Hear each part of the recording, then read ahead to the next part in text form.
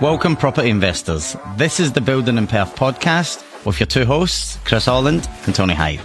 If you're a property investor or you're curious about investing in property in Western Australia, this is the podcast for you.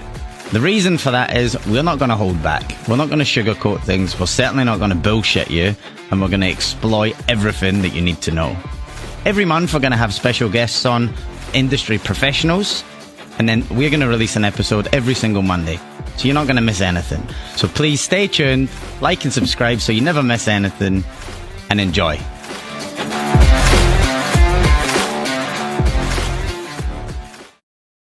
Hello and welcome to the Building in Perth podcast with your host Tony Hyde. And Chris Holland. Hey mate, how are you? I'm well, how are you? Good to see the moustache is still going. Moustache is amazing. Before we get into this, tell me about that t-shirt you've got on. What does that say? Here, Sunset Day Spa. Sunset Day Spa. And where's that located? In Kuta. It's my day spa in Kuta. The reason I'm wearing it, we're exactly 1 year today. Open. Went over there pre-pandemic. Before the borders open, I had to go through Singapore. Arrived in Kuta and I had a full month's holiday. We opened the day spa because Bali was dead, especially Kuta. Canggu was still quite busy, but Kuta was dead, and I got a good price, signed a 3-year lease, and opened the day spa. Why not? Brilliant. Build a broker. Why not? How's it going? It's gone well. It's gone Brilliant. well. Bali's back to normal. It's back Sweet. up and running. A lot of confidence. People are going back over there. So yeah, it's good. So if any of our listeners mention that we listen to the podcast, You get a free house. yeah, free house in Bali. How good's that? Free Bali house. You can't beat it.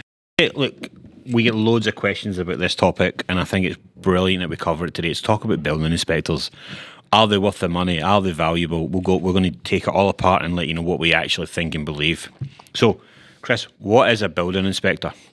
Generally speaking, it's someone that's tried to become a builder who hasn't become a builder. Maybe they've worked towards the building ticket. Generally, it's a trade-specific background. Carpenter, or in WA, a bricklayer is acceptable, not so much an electrician. Some sort of structural trade, but 9 times out of 10, it's someone who's tried to become a builder, and they fell in love with inspecting buildings rather than building them, which is really good. Couldn't speak more highly enough about building inspectors. I would just take this opportunity to say, do not go through a gym's building inspections. Like a franchisee, you don't need qualifications. You just pay Jim's 62 grand or whatever it is. Like, Jim's lawn mowing, he's got building inspectors. So people that aren't qualified can become a building inspector. They give them a template and you're just wasting your money. Yeah. So what qualifications do you kind of need to be to be a building inspector? Nothing. You don't actually have to be a builder. That's the sad thing. So you've got someone auditing a home who isn't actually registered. Potentially. However, 9 times out of 10, they do have a building diploma or construction something. Diploma. Maybe they might have the builder's ticket. It just might not be practicing.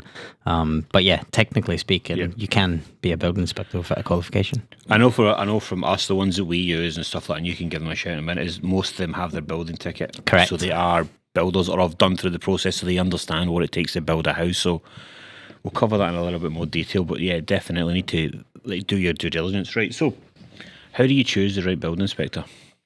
Google reviews, Facebook reviews, etc., etc. Like most things these days, reviews are brilliant. It gives you honest feedback from genuine customers. I prefer to deal with elderly building inspectors, not a guy that's 24 years old.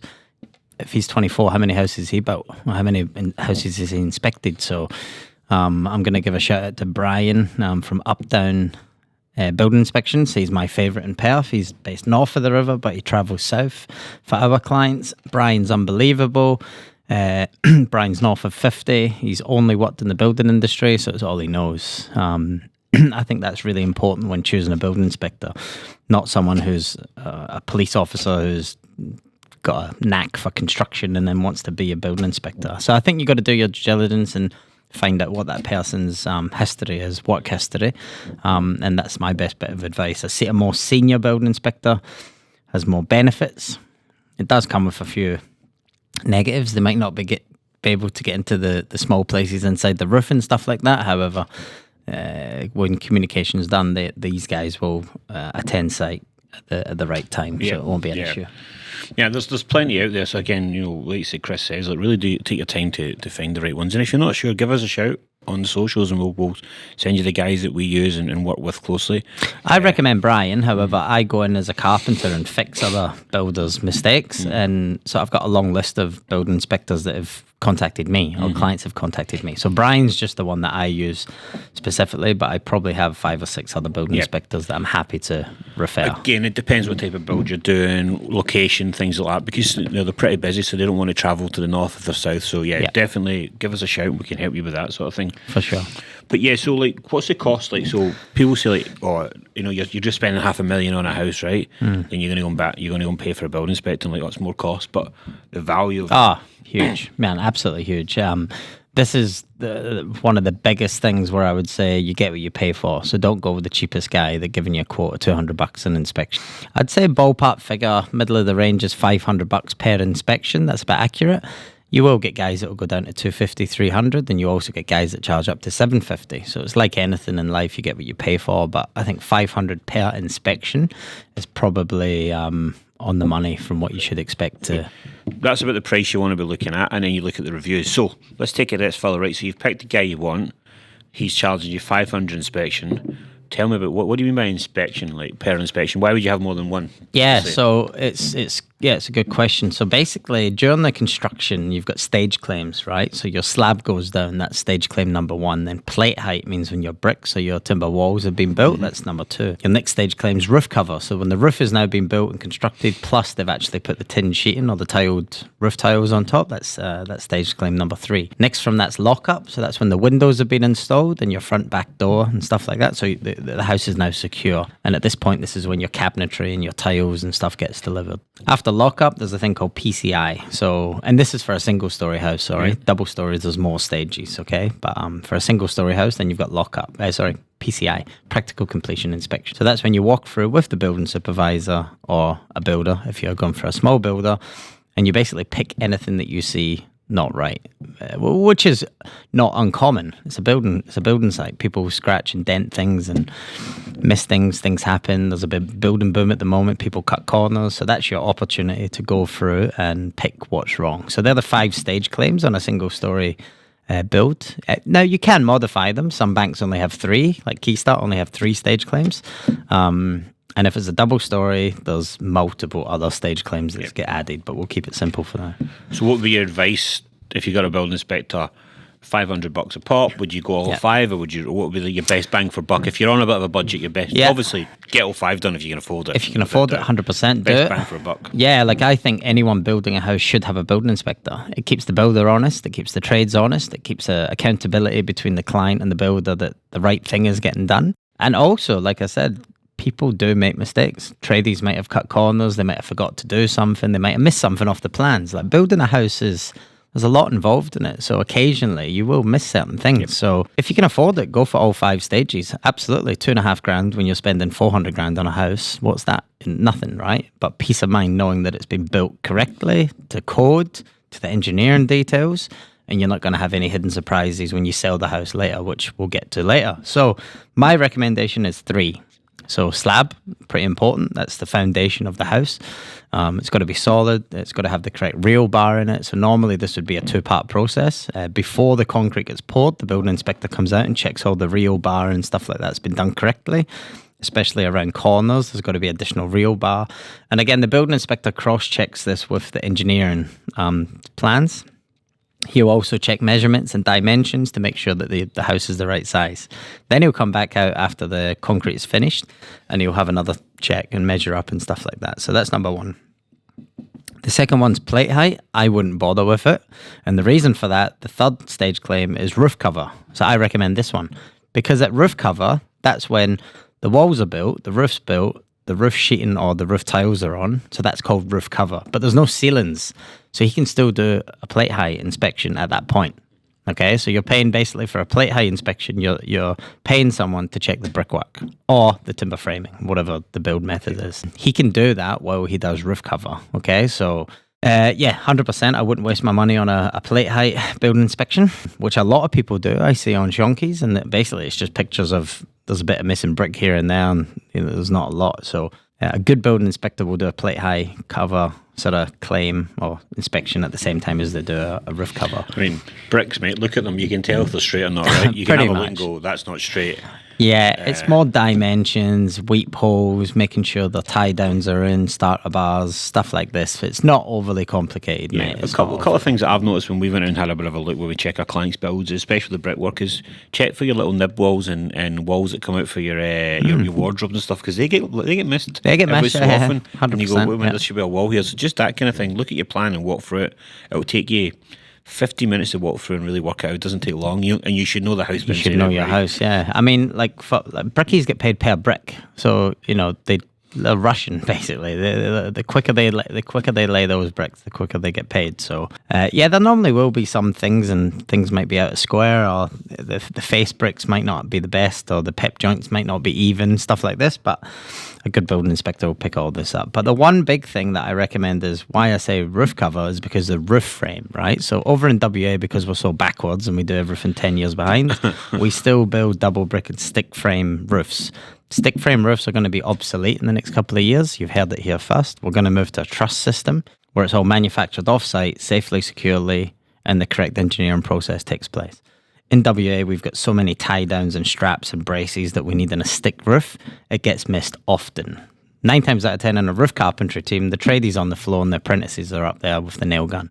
Things get missed. So this is important because if you don't build it to the engineering specification, when it comes to selling the house, if another building inspector comes in and picks it, you have to fix it as the seller. So even if you've inherited an old house, if it doesn't meet today's codes or the codes at that time and it wasn't built to engineering, which often it doesn't, if you don't hire a building inspector, you could be up for $10,000 worth of fixing stuff. Now, 10,000 is on the north side, but no less than 2,000. So the worst thing you want to do is when you've just paid this real estate agent, you've staged your house, you've cleaned it, you've got it looking immaculate, you're selling the house, you get hit with a $6,000 bill to fix some major defects, which we'll get to. So I reckon a slab down inspection, I reckon a roof cover inspection, because then they can check if it's leaking, the roof's tight, all the tie downs and stuff like that's done, and they will also do a bit of a brickwork check or a timber frame check. And then finally PCI. So I don't recommend lockup. That's basically just pouring water on the windows, making sure they're not leaking, making sure it's secure.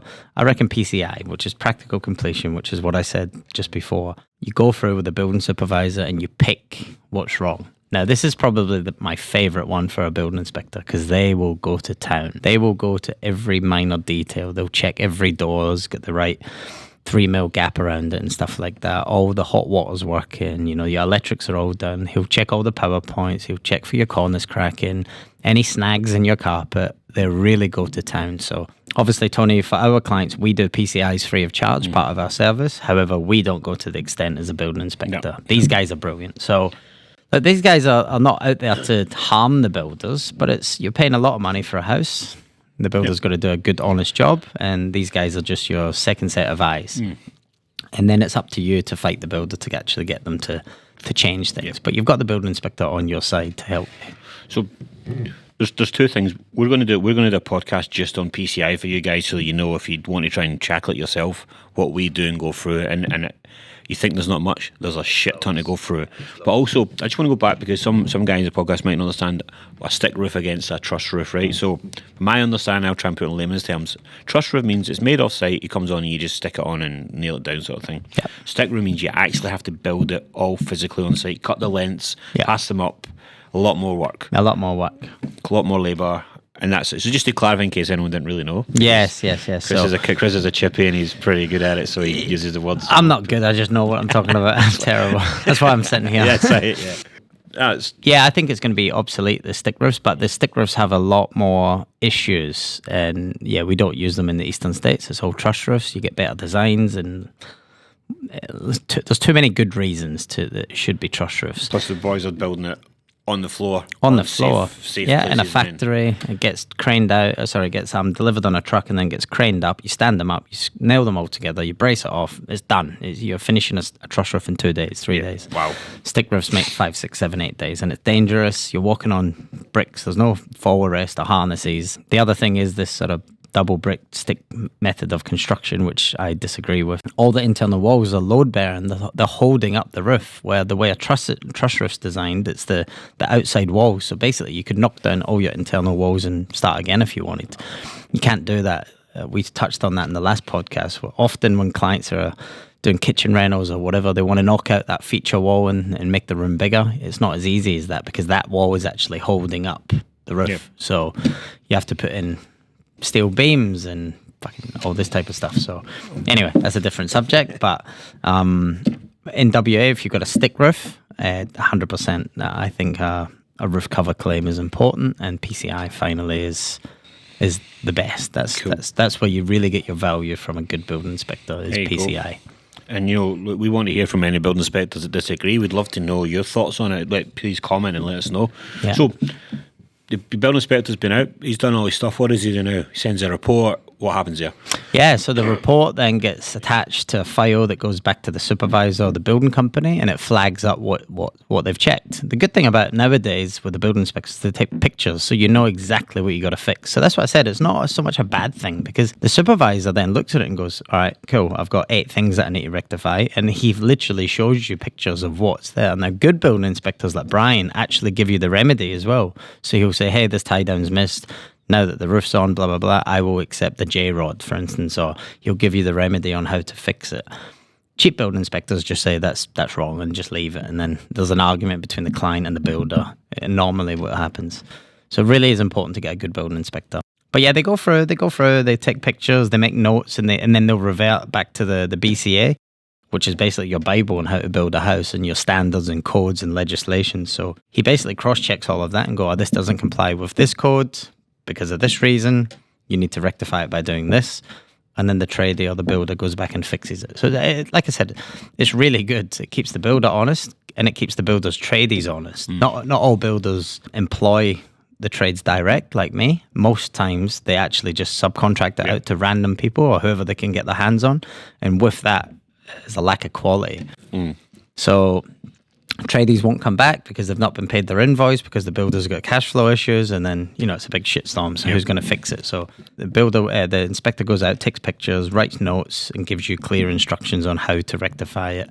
And then the builder then comes back and agrees or disagrees. And when he pens the report in, is there different categories of defects? There is, yeah. So legally speaking, if there's a major defect, it states it in the name. And like on the first page or the second page, normally he will go through all the abbreviations and what these words mean on his report. So a major defect or a structural defect needs to be fixed. It's a non-negotiable. It has to be fixed or the house isn't compliant, right? So there'll be other things that he might say. There's a squeaky door handle. That doesn't have to be fixed. It's up to the builder whether he wants to fix it or not. Then they'll argue that case, but it doesn't necessarily. That's maybe a bad example, a squeaky door handle. But like the gap on a door might be 4 mil instead of 3 mil. The builder's not going to fix that. But if it's a major defect or a structural defect, that means, structurally the house is unsound. Although it might look sound, these things are put in place to make it sound. So, there are different categories of defects or issues, but he will normally list all them in the first 2 pages of the report. So say a client has went and built the house and they've stupidly not went through us, so they're now standing there on their own. Building inspectors like, that's all I can do. I've getting the report. The builder's like, there's fucking nothing wrong with that. Where do you stand? Where do you go other than come and say it, speak to us and we'll try and fight your corner for you? What do you do legally? I suppose you've only got on legally the critical ones, I suppose. Everything else you've just got to be nice and it's hard, it's real hard. Like it's builders are pricks. Like some builders are pricks. Like they'll dig their heels in and say, fine, well, we're not fixing it. And if the client's adamant that they want to get it fixed, because this is the thing, some of these cheap building inspectors are just nonsense. Like they don't have a clue. So they're justifying their income most of the time by trying to pick as much things as they can. And from the client who's not in the construction industry, you don't know. So you're looking at this report going, oh my God, there's 60 things here that need fixed. Really, that 60 could be 6, but he's just justifying his income, you know what I mean? And he's running through and taking pictures of things. So Builders don't always love building inspectors, but that's what I said. If you've got a good, reliable, experienced one, it's actually that he's there or she's there a benefit for both parties, the builder and the client. And that goes back to that, and this is how far back we go. Episode 1, where we talk about picking the right builder. That's a question and I think we've covered it in the podcast. Ask them, how do you feel about building inspectors? For sure. And if they're not comfortable, then get away. But also, and I'll be honest, don't use the builder's recommendation because they're all in cahoots, and it'll be a little bit easier. Of course, go and get your own. The guys we use are all independent from the builder, yeah. so you know they're the customer service and their name is a brand, right? So Brian doesn't inspect my houses, CC West, but he'll inspect my house and land expert clients' houses. Okay, so obviously just goes without saying, because I've put that out there that I work well with Brian from Up Down Building Inspections. Yeah, for him to then come and inspect one of my houses for clients, it compromises it, right? Absolutely. So you use your own person, but for everyone else, use Brian. yeah, that's it. No, so he gives me $100 every day. That's exactly it, though, right? Is you've got to do that moral thing, you know. And we say, you know, all our builders that we use, you yourself and our builders, they should welcome building inspectors. 100%. We're quite happy. So you've decided to build with X Homes, and you've decided I want a building inspector. You found him, he's really good. Do you tell the builder you've got a building inspector? 100%. Yeah, 100%. So I reckon, well, it's happened when I was supervising, right? So when the building inspector is assigned to a job, so client X, house X, this building supervisor runs that job. When there's a building inspector associated with that job, normally on your builder's file or something, there'll be a note or there'll be a little red sticker on his folder, but there'll be some sort of notification that this job has a building inspector. Now, if I'm a supervisor and I'm under the pump because I've got 40 houses to build and my sales manager, my construction manager's down my throat, hurry up, taking too long. If I've got a building inspector coming through these 5 houses and the other 35 houses I don't, the quick trades, the shittier trades, the opposites, the quick trades, the ones that will lay bricks down and miss a couple of nib walls, for instance, they go on the 35 houses. But the old guy who's been laying bricks for 40 years, he goes on the building inspector houses, for instance. Obviously, because all it's going to do is create me more work, that I have to get these tradies back to fix things that he's picked. So 100% you get a higher quality trade base when you have a building inspector associated with your build, if you're going for the right builder.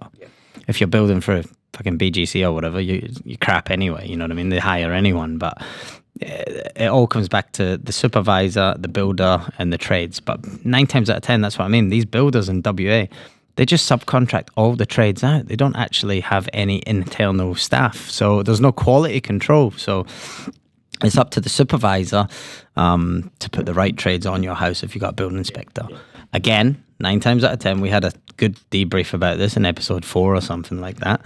How long a supervisor's been with that company. 9 times out of 10, your supervisor, if you're going for one of these budget project builders, the supervisor's a trainee. He's not been a supervisor for more than 2 years, so he doesn't have a clue. He doesn't know what a building inspector is. You know, this fella's been selling cars, now he's building houses. It's insane. So, really important. Really, really, really important. You do your research on your builder, number one, and then, 100% tell them you've got a building inspector. Is there any legal requirement to tell them? I don't think so. No, that's a good question. I don't 100% know the answer. I'm just thinking because to give them access to the site. Because I think the building inspector actually makes contact on behalf of the client as well. So the client will have a client liaison that they're dealing with, or an office manager or someone like that, or maybe the builder, the supervisor, depending on how the builder's structured. So the client will have the access via email or phone to one of those persons. And then sometimes, more often than not, the building inspector just gets that off the client and he contacts them directly. And if he can't get in contact because they're turning a blind eye, then the client will then notify them. But I don't know, I'm not 100% sure if there's any legal requirement. There is a legal requirement of the building inspector, which not all builders get. I demand that up front. They have to have, obviously, the same thing as our tradies, so the public liability, the workers' comp insurance, blah, blah, blah. They have to have their SWIMs, their JHAs, they have to be registered, and they have to provide me all that documentation before they come onto site. Because if a building inspector's on site and he's checking your roof and he falls off and breaks his leg and he's not got his public liability, Who's getting charged from it? Yeah, Me. You know what I mean? So maybe there isn't actually a liability to make sure There that they've could got be. their things. I wish I knew the answer. I look stupid, but no, I generally don't know if there's a legality with notifying the builder or not. More just from probably from a safety point of view, if I'm honest, like contractors, safety stuff. So Correct. If anyone knows, pop it in for us. You know, we know 99. We always said we know 99% of stuff, but every so often we 100%. You can't know everything. So I would probably answer this. What did the builders do with the information of a building inspector? More just think you kind of probably covered that off, as they'll probably put their best trades on the job, right? Pretty much. In a nutshell, in a larger building company, you'll have trainee supervisors, mid-tier supervisors, experienced supervisors, and you have a construction manager. So when there's a building inspector attached, the construction manager knows. So depending on the location of the job, generally that job will be looked after by an experienced supervisor, okay. So which then he knows what he's talking about. You're not getting a trainee 21-year-olds. That $1,500 investment, it just keeps giving and giving and giving. It's all the little stuff behind the scenes that you may not know about. That's why we do this podcast, guys, just to let you know that there's a lot more to it behind the scenes. And we know there's builders that don't like us telling us stuff, but we don't care, because you're investing $500,000 on a house. You should get to know what the fuck's going on. For sure. In saying all of that, you don't, depending on the builder, you don't always need a building inspector. You can save that $2,500, $1,500. For instance, smaller builders, generally speaking, the builder's on site a lot of the time. So therefore, you're pretty confident that it's getting built correctly, right? If this builder, you've done your research, you click well, you've got good communication, they always respond to you on time. There's a good period of workflow. It's not sitting there for 3 months with nothing happening. You know, every week there's progress happening. You don't specifically need a building inspector, you know what I mean? Because you know the builder's present. Different story when you go to like a Red Ink or someone like that. You know, there's so many people, these huge organizations, there's so many people. The supervisor's only there once a week or twice a week, never mind the construction supervisor. He only comes in when there's, you know, so yeah, you don't necessarily need it. It all depends on, like the very first question, what builder you go with. Mm-hmm. Yep. So on that then, I think we've answered this again, but I want to ask the question, do builders like building inspectors? No. No, they hate them. I like them. It actually gives me a second set of eyes. I had one on my house for Jess and Tony, and they came in at plate height and they picked up 3 defects, which is good. And 2 of them were tie downs, and one was a column, like a wind brace column that was in the cavity. Now, complete transparency. The only way you can see this is if you get up and you walk around the top of the bricks and check that the brickie installed it. And yeah, that was missed. And it wasn't actually the brickie's fault. It was National Lintels, which is one of the suppliers that provide all this stuff. They had just not done the takeoff correctly as per the engineer, and it was missed. There was a communication breakdown between the supervisor and the bricklayer. When the bricklayer seen that it wasn't there. And again, the bricklayer gets paid per brick, right? Or per column or per... He don't care. He's rushing through it as quick as he can now. I'm not bad-mouthing that bricklayer because he was really good, and he took 4 or 5 weeks to build this beautiful big 4x2 that we're building, because he takes his time, 2-man team. But yeah, it got missed, simple as that. So yeah, 100%. The building inspector seen that, and then we had to go back and rectify it. So yeah, 100%. Even good builders or present builders or like I said, things do happen. There's human error to be factored for, and yeah, sometimes people or tradies can just shut their eyes and ignore certain things. So I know from our panel of builders that we've got, there's a few that actually welcome. You know, as like you said, they don't like them, but they welcome them on because again, they have the same viewpoint as you. Actually, we want to provide a quality home for our clients, Correct. give that keep name, and they welcome them on. They'd rather not have them because it does cause extra work, or it can do. But again, our advice to you is just get a building inspector, right? I think a volume builder, someone that's targeting any more than 50 homes a year, are not going to like a building inspector because all it does is drag them back, right? It creates more work and blah, blah, blah. But if you go for a niche builder that's between 10 and 30 homes a year where the builder's present and stuff like that, I think they welcome them with open arms because, again, it's another set of eyes. And these guys are building inspectors. A builder is not a building inspector. A builder knows how to build the house and whatever. And the building inspector knows how to look for defects and things that have been missed and whatever else, right? So you can't know everything. You can't. It's impossible to... It's impossible for the best builder to build a full house with no issues or mistakes. It's impossible, right? It's just the way of the world. You're relying on too much human error. So there's apprentices involved and good tradies, bad tradies, everything in between. So things do happen. So, but yeah, in short, I would say a volume builder Like the bigger guys, no, they don't like them. Yeah. Well, that's the thing, right? So I think the stakes are higher because the investment you're putting into building a house is $500,000 at the moment, right? Roughly, to build a decent house, about $500,000, right? It's a big investment. It's not like going down to shops and spend $100 on your shopping where you don't really care if you drop your eggs or milk or whatever, right? Yeah.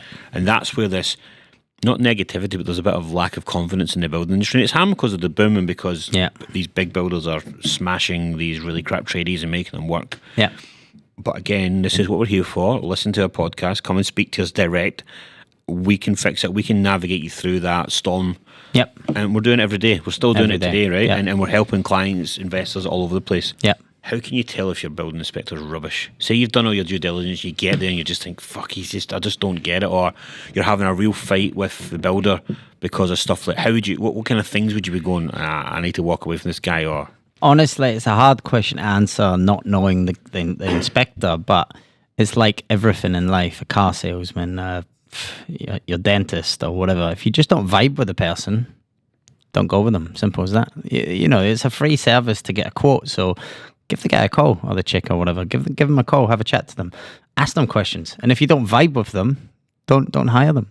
There's so many out there. That's what I mean. But just be careful because you're getting franchises of building inspections and stuff, which is just terrible. It's a terrible, terrible service because franchise companies are hungry jacks, not building inspector, not a guy that's going to go and check your house over and whatever else. Like, I don't know. I'm conscious of franchises in building and as such, but.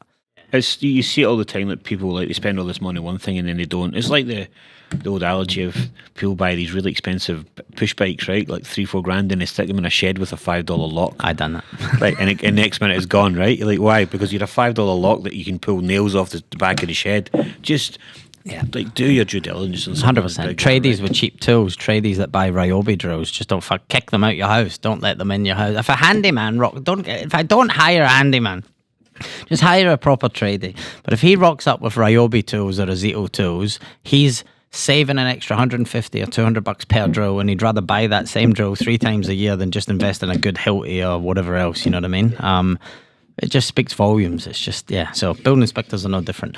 Yeah, just make sure you vibe with them because they're on your team. They're going into battle for you against the builder, essentially. So you want to make sure that you've got a good relationship, there's a bit of camaraderie, even a bit of banter, God's sake. And then go with that guy. Yeah, and ask around, ask us, ask your parents, ask your friends who's done it. You know, all these. You've got all these chats on Facebook, and you get some real good people.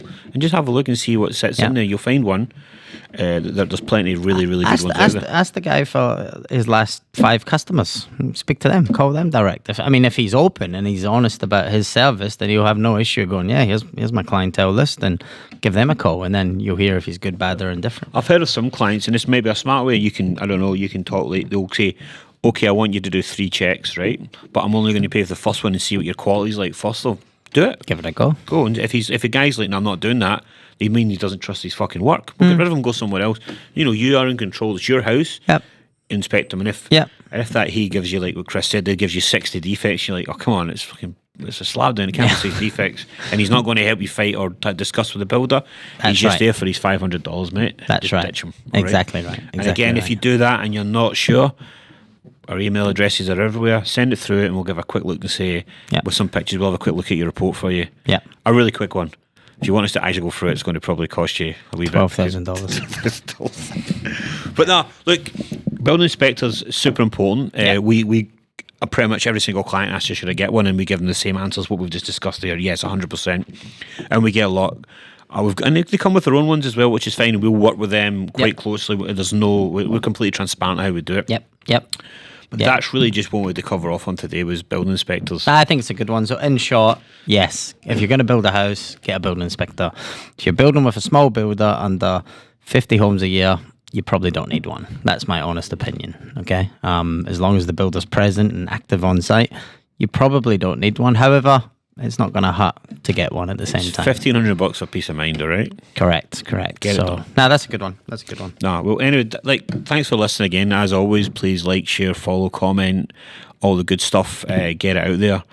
Brian Up Down Building Inspections. Brian at Up Down Building Inspections. Brilliant guy.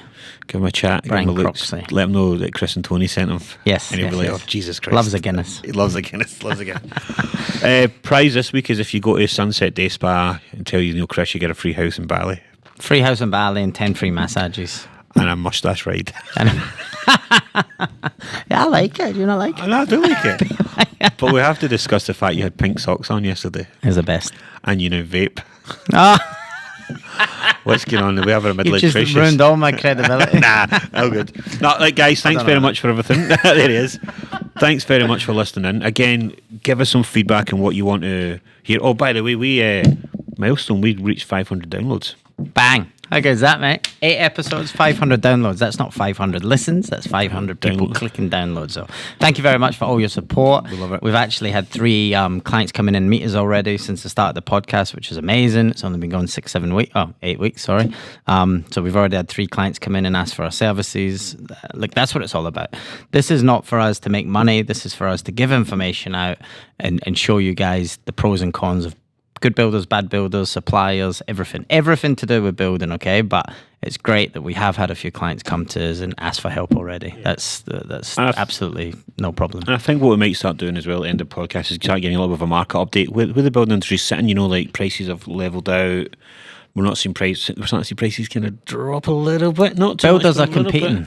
Builders are competing. It's a good time to build. It is a good time. As long as you go to the right builder, as long as you've got a builder that will put in writing a guarantee of time frame. As long as you come and see us. Okay, as long as you come see us. There's no one else needed done. Come and see me. Tony, I'm going to Bali. Yeah, I'm going with him, but anyway, great. All right, guys, look, let us know what you want to hear. We've got heaps of ideas. Some of it we want to make sure it's still fun and informative. Some of the ideas is a bit dry. Yep. But it's really, really what we need to be. Next week, Tony, let's talk about build v buy. Why would you build versus buy? Why would you build, or why would you build, or why would you buy? Because not everyone suits to build a house. That's a fact. There's a lot of people that come in and I actually say, nah, I think you can actually get a better deal by buying this established property. So let's really dive into the pros and cons of building a house as opposed to buying a house and see where you sit in the market.